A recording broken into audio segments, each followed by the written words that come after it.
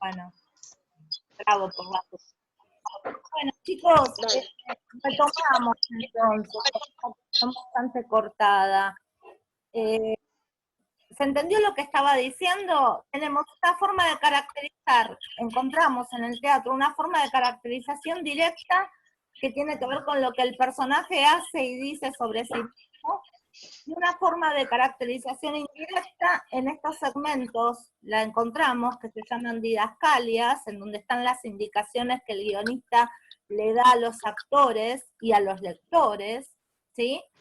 Y también otra forma de caracterización indirecta es lo que otro personaje dice sobre el personaje que se quiere caracterizar, ¿sí? ¿Está? Por ejemplo, para explicar un poquitito esta idea, vuelvo al textito, que yo lo tenía ahí, ¿no? Por ejemplo, acá, Susana está hablando, ¿no? En esta parte, ven el mouse.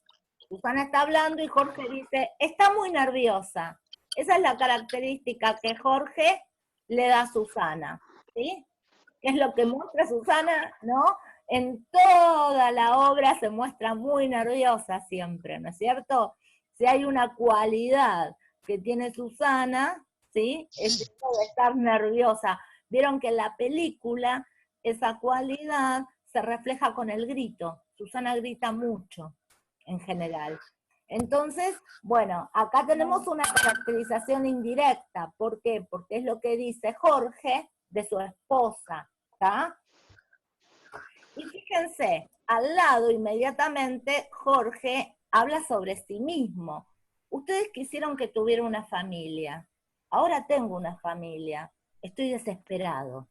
O sea, acá está contando algo sobre respecto de sus deseos, como que esta idea de casarse, de tener una familia, no fue tanto una elección de él, ¿no es cierto? Sino que fue más como una imposición de su propia familia. ¿Mm? No es que sea desgraciado, dice Jorge. Yo soy feliz, pero no puedo más. Si quieren, lo pido de rodillas. Llévensela por un tiempo. Está hablando de Mamá Cora. Se los ruego, no aguanto más. ¿No? Entonces sale. Y ahí él, o sea, caracteriza a su esposa como nerviosa y se caracteriza a él como un hombre, ¿cómo lo podrían definir? Frustrado, agobiado. Cansado, no sé. Está cansado, no puede, viste que dice, no puedo más, está como cansado. Entonces está haciendo una caracterización directa de sí mismo y una caracterización indirecta porque está hablando también, se está refiriendo a su esposa, Susana, ¿no? La que está muy nerviosa.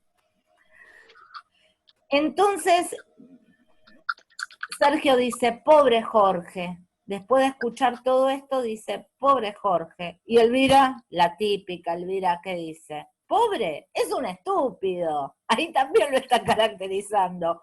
Un hombre de 50 años en sus cabales no se casa con una mujer 20 años más joven. Después de todo, a ella yo la comprendo. Susana es una mujer joven y no creo que Jorge le haga demasiado feliz. Entonces, miren, toda esta mirada de Elvira estereotipada, etcétera, también caracteriza físicamente a Susana, porque dice que es joven, y a Jorge como un tipo más grande que ella, ¿no es cierto? Entonces, no solamente estamos hablando de rasgos que tienen que ver con la personalidad o con el estado anímico de ese momento de los personajes, sino también que se da información sobre su físico, sus aspectos más concretos, digamos, ¿no? Hay alguien que anda haciendo puntitos por acá. Yo no soy, ¿eh? Mírenlo. Claro, yo pensé que los puntos era... No, yo no estoy haciendo esto, no sé quién es. Yo estoy acá, en esta parte del texto. ¿Sí? Bueno, ¿se entendió esto de la caracterización directa e indirecta? ¿Sí? Bárbaro. Entonces vamos a seguir con con nuestro textito, ¿sí? Veíamos caracterización directa, caracterización indirecta, y ahora quiero llamar la atención en algo. Esta se llama, es una palabra un poquitito difícil, caracterización onomástica. Tiene que ver con el nombre. Mediante el nombre, apellido, seudónimo. Esto era muy común en el teatro clásico, ¿sí? De hecho, hay un autor francés que se llama Molière y que tiene una obra que se llama El avaro. Entonces, fíjense, con el nombre que le da el personaje, el seudónimo del avaro, nosotros ya con ese nombre tenemos, ¿sí?, un rasgo de esa persona, de la personalidad, ¿no?, del personaje central. El personaje central es un tipo muy, muy, muy aferrado a sus bienes y que no le gusta compartir. Entonces, fíjense, desde el seudónimo, el avaro, está esa característica del personaje. Entonces, muchas veces el teatro clásico recurre a estas figuras un poco estereotipadas y las nombra, ¿sí? En la misma obra se nombra de esa forma al personaje. Pero nosotros también podemos pensar que en el seudónimo, vieron que aparece todo el lío del nombre de Mamá Cora, que ninguno de los hijos lo sabe bien, exactamente bien, lo tienen que ir armando entre todos. Pero ya con el nombre de Mamá Cora, se dice algo de esa mujer, ¿no es cierto? Se dice que es la mamá, ¿no? Entonces también ahí ya tenemos una idea para entrar en el personaje. La persona seguramente no va a ser una persona joven, es una persona que fue mamá, ¿sí? Aunque ahí en la obra se dice que se le decía Mamá Cora desde que era chiquitita. Pero seguramente esa información los hijos no la saben bien, ignoran el origen de este seudónimo que tiene la anciana. Otra de las formas que a veces aparece en las tramas, ¿no? En las tramas textuales, estoy hablando en el texto, para caracterizar a los personajes, es hacer un retrato. En esta obra no aparecen retratos, pero es muy habitual de que antes de que en el primer parlamento de un personaje, a partir de las didascalias, se realice una breve descripción de cómo está vestido, cómo es físicamente, qué rasgos psicológicos tiene. A esa breve descripción se la llama retrato. ¿Por qué? ¿Qué les parece a ustedes?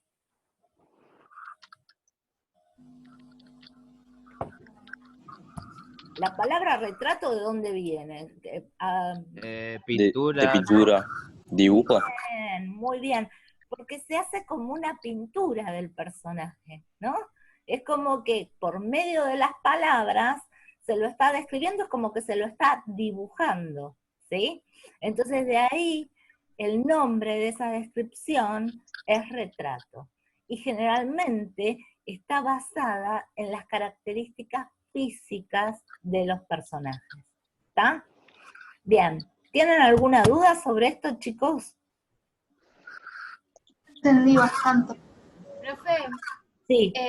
hola, soy Valentina. Te quería saber si te llegó bien lo del folleto. Todavía no lo vi, Valentina, porque lo tenían que entregar hoy, ¿no es cierto? Ah, Yo vi que habían entregado tareas.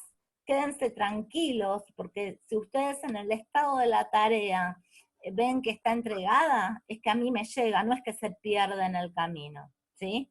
Y después cualquier cosa cuando voy corrigiendo, porque si no, tendría que dedicarle un montón de tiempo en las clases presenciales que ustedes me dan los trabajos y yo los voy viendo. Acá, viste, yo dedico un momento del día para ver eso, para corregirlo, y bueno, y es cuando entro a la corrección de la tarea, así que no te podría decir exactamente. Todavía no la empecé a ver porque me la tenían que entregar hoy, ¿sí? igual a mí me falta lo de las fotos, así que si puedo ahora te imprimo la foto. Bueno, está bien. Yo supongo que la veré el domingo, ¿sí? El domingo veré esa tarea en función de las otras actividades que tengo. ¿Alguna duda, pero dedicada a esto de las caracterizaciones que vimos hasta acá por tramas textuales? ¿No?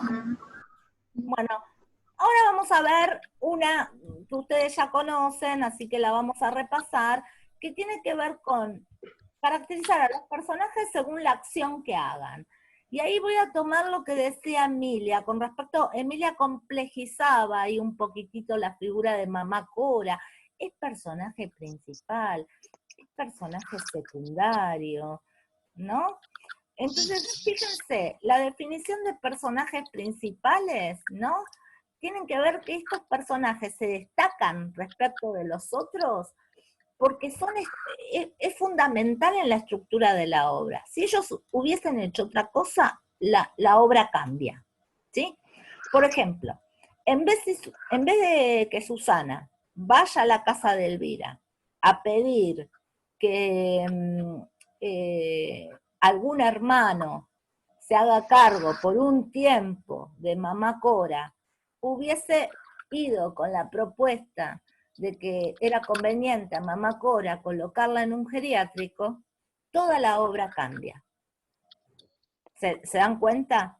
Las acciones de Susana, lo que dice, lo que hace, son estructurantes de la obra, porque si hiciera otra cosa, ¿sí?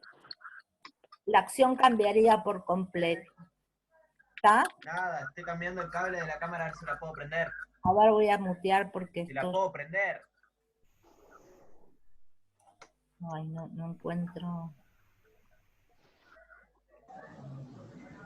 Bueno, traten, chicos, de silenciarse, porque no encuentro el muteo, ¿sí? Entonces, Susana y todos los hermanos, todas las cosas que hacen los hermanos, son acciones fundamentales, principales, porque estructuran la obra, ¿está? Ahora, Mamá Cora, ¿qué es lo que desata todo este lío? ¿Que Mamá Cora qué hizo? Chicos, se fue. Ay, no me acuerdo, la mayonesa creo que era. Muy bien. La acción Que hizo flancitos con la mayonesa. es que Mamá Cora confunde una mayonesa con flan y entonces la pone al horno, la cocina, ¿no es cierto? Ahora, Mamá Cora podría haber hecho cualquier otra cosa, porque la acción que hace esa concreta no desencadena el nerviosismo de Susana. Susana estaba nerviosa ya de antes. Mamá Cora hizo flancitos, Mamá Cora se guarda la comida en el ropero, ¿sí? Entonces cualquier cosa que hubiese hecho Mamá Cora no afecta la estructura de la obra, porque hubiese desencadenado de todos modos la reacción de Susana. ¿Se dan cuenta?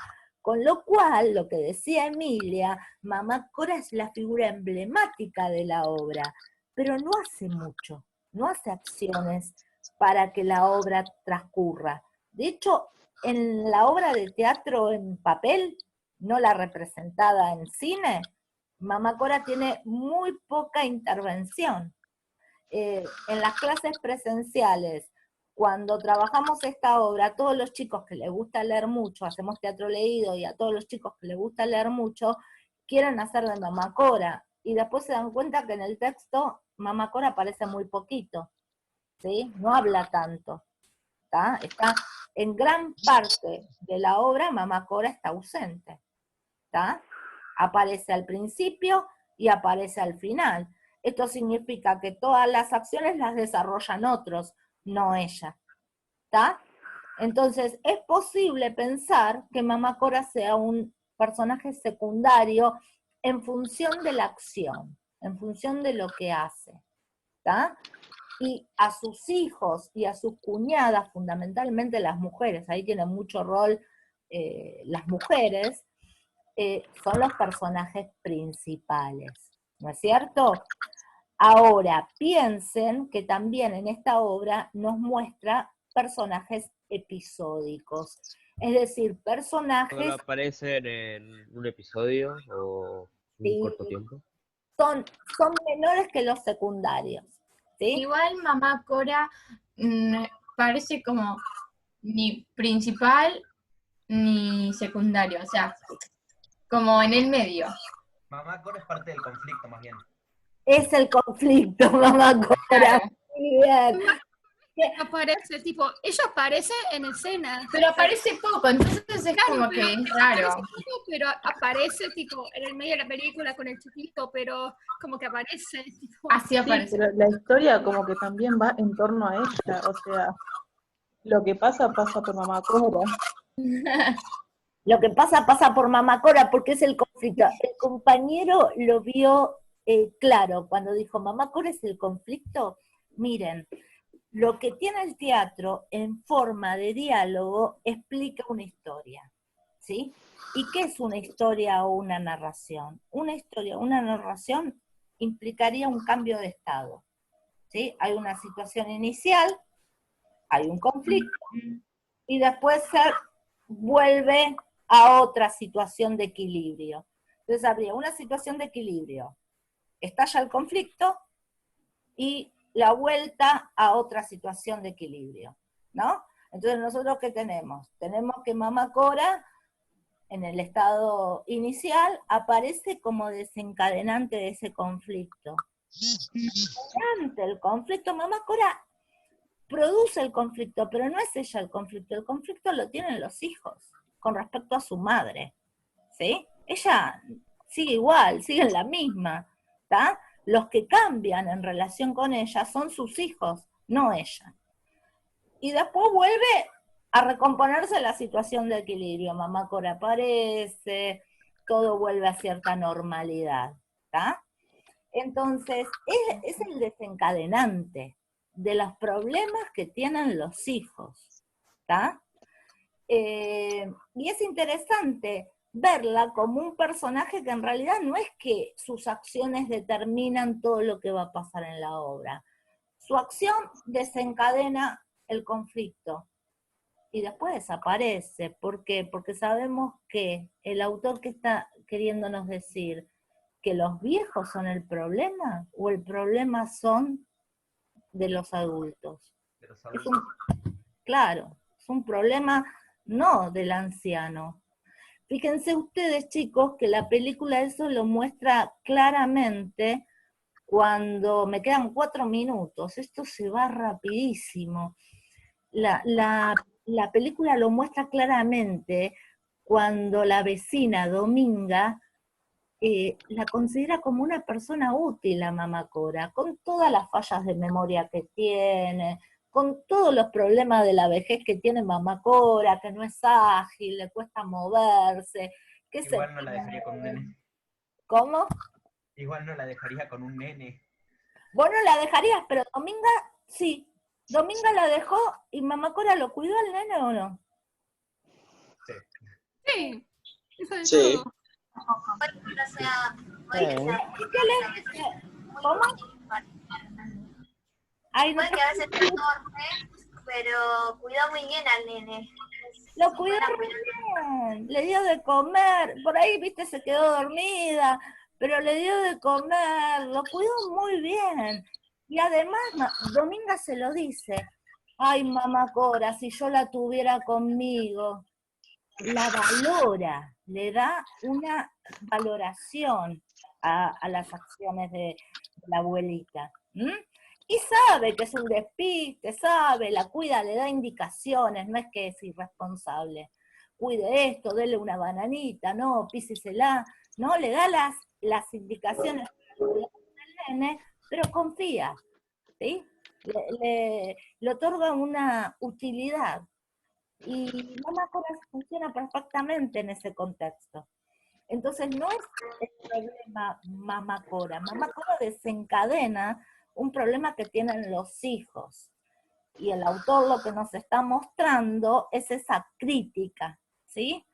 Entonces es medio difícil, es problemático pensar si es personaje principal, personaje secundario. Está ahí un poco problemático eso. Y con respecto a lo que decía el compañero de los personajes episódicos, que son estos que aparecen incidentalmente en algún episodio, ¿pueden detectar alguno en la obra? Tienen 1 minuto 45 segundos para Gertrudis, ver. creo que era Gertrudis, puede ser. Gertrudis, la maestra de francés, ¿no es cierto? Sí, los que van al funeral. La amiga de Cora, ay, no me acuerdo cómo se llama, pero estaba en el velorio, creo. La que estaba sentada. Las amigas de mamá Cora, la viejita que es sorda, Básicamente los que van al funeral. doña Emilia, la vecina, ¿vieron? También cuando van a buscar a mamá Cora a un club, me parece, a un club, van a buscar que están jugando al fútbol. Ah, Y- cuando va, sí, esa es la no sé. película, Bueno, no esa sé. es en la película, que van a buscar a Emilia. Emilia sería un personaje secundario, ¿vieron? No cumple el rol de los otros hermanos. No hace acciones estructurantes en la obra. Es un personaje secundario, ¿sí? Emilia es un secundario. Emilia es secundario, pero es verdad lo que dice la compañera, que ahí está el chico con el pelo largo, ¿vieron? Jugando al fútbol en la película. Ese es un personaje totalmente incidental. Y todos los que vienen al velatorio, ¿no? De algún modo, la amiga de Matilda, que está ahí en la película, y en la obra, el chico que trae las flores, todos esos personajes, me quedan 15 segundos, les mando un beso enorme, son incidentales, ¿sí? No voy a mandar tarea porque no terminé la caracterización.